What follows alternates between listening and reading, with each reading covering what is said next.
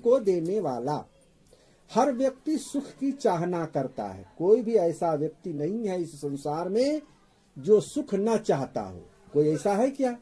कोई नहीं। सभी सुख चाहते हैं। तो सुख तो चाहते हैं, चाहत सुख और दुख संग न छाड़ा। सदगुरु कबीर साहब कहते हैं बीजक में कि लोग चाहते तो सुख हैं लेकिन संगत करते हैं दुख वाले का।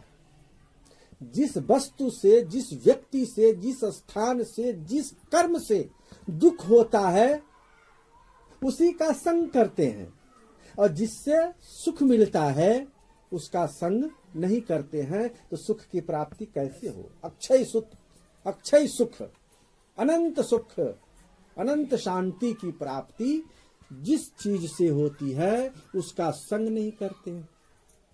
आप खोजते हो सुख धन में, धन में सुख होता ही नहीं है। धन से सुविधाएं मिलती है, सुख नहीं मिलती है, दुख मिलता है। जब धन क्षीण हो जाता है, पहले तो धन कमाने में देखो कितनी परिश्रम, कितना लगता है मेहनत, और उसको यदि कोई चुरा ले तो,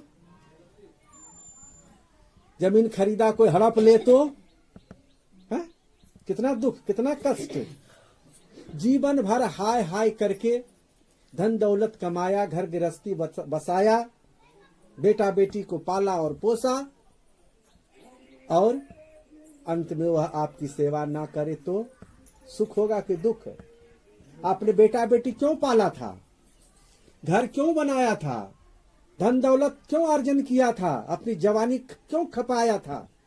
कि वृद्धावस्था में हमें सुख मिले, शांति मिले, आनंद मिले।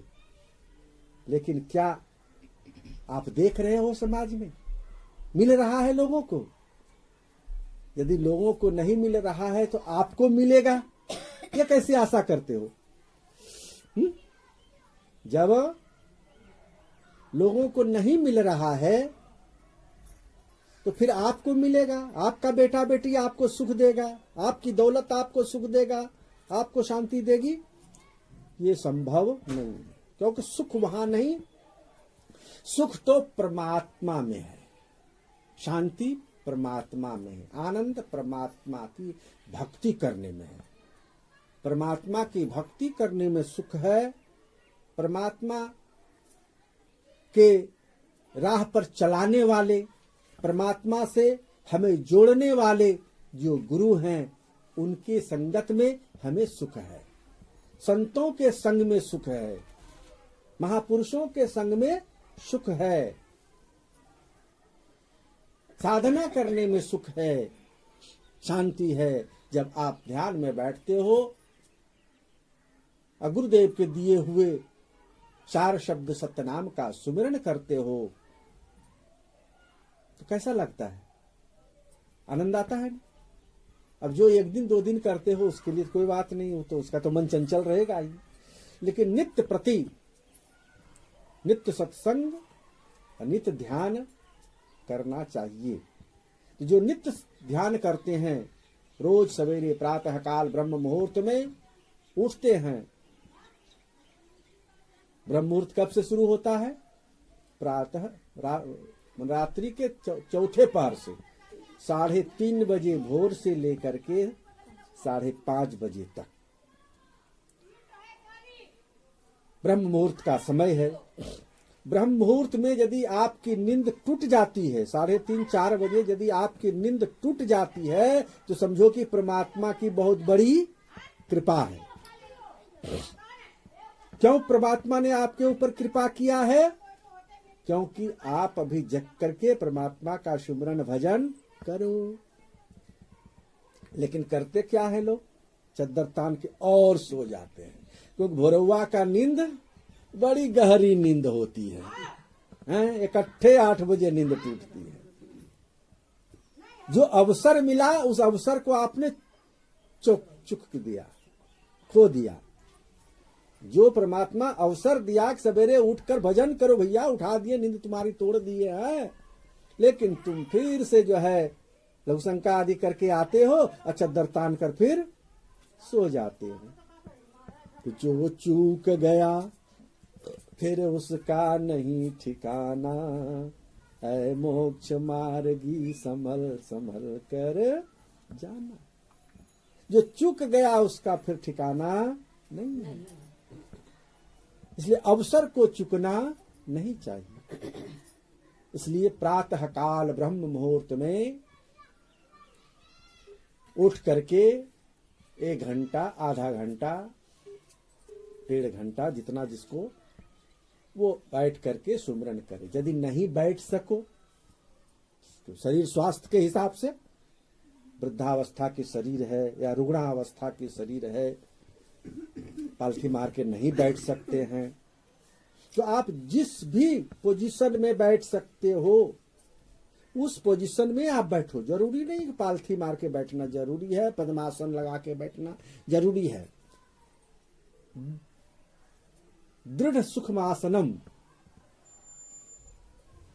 आप दृढ़ता पूर्वक सुख पूर्वक जिस आसन में, जिस शारीरिक स्थिति में बैठ सकते हो उस स्थिति में बैठ करके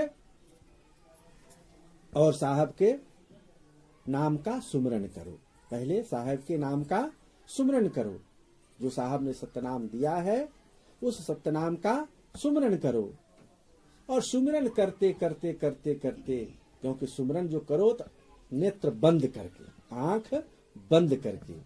क्यों आंख खुला रहेगा तो घर में जो जिस कमरे में हो उस कमरे के सारे सामानों पर सारी दृष्टि जाएगी आपकी, तो मन आपका उधर न चला जाए। इसलिए नेत्र को बंद कर लो, पट को एकदम बंद करके, तब जो है मन ही मन सत्यनाम का सुमिरन करो। इसी को मानस जाप कहते हैं। मन ही मन सुमिरन करना मानस जाप कहते हैं।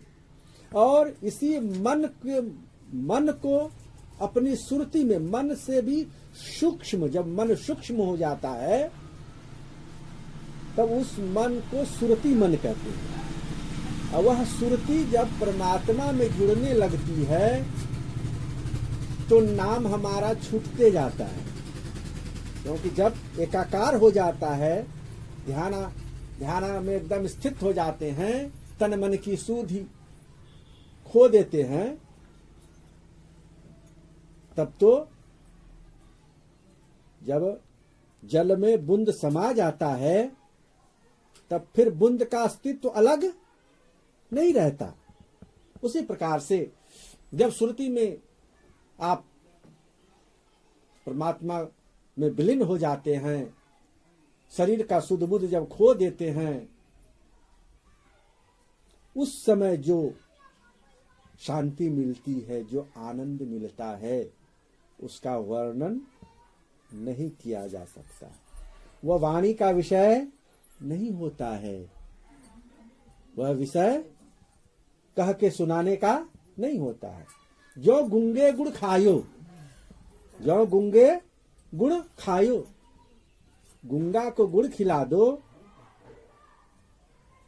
और उससे पूछो कैसा लगा, तो बताएगा क्या? नहीं बताएगा, लेकिन उसका चेहरा बताएगा, उसका चेहरा बताएगा, चेहरे का हाव भाव बताएगा कि इसको गुड़ खाने से बड़ा आनंद आया है। नहीं, चेहरा का प्रसन्न चित्त हो जाता है, कैसा लगा गुड़। हाँ? तो उसी प्रकार से नाम सुमिरन से और परमात्मा के ध्यान से जब सुरति हमारी निरति में मिल जाती है, तब जो आनंद की अनुभूति होती है वह आनंद परम आनंद है।